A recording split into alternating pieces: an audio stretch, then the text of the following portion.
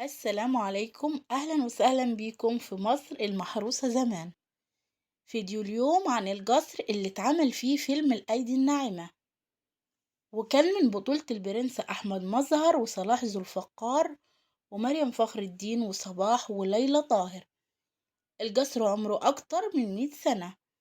القصر موجود في منطقة الدقي وبيطل على النيل. القصر ده صاحبه كان سياسي في عهد الملكية، اسمه محمد محمود خليل. ولد من أب مصري وأم يونانية سنة 1877، وبنى القصر سنة 1915، وجمع فيه تحف ومقتنيات عالية القيمة من كل أنحاء العالم.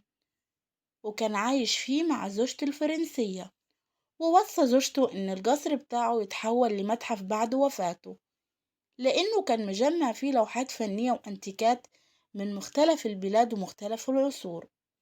وتوفى سنة 1953، وبالفعل اتحول متحف وشايل اسم محمد محمود خليل وحرمه.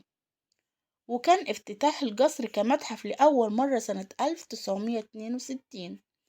القصر له وجهة تانية بتطل على النيل، واللي كان البرنس أحمد مظهر لما اشتغل مرشد سياحي شاور عليها وفضل يقول إن هنا كان في واحد عاطل بالوراثة، لكن اتغير وبقى يشتغل.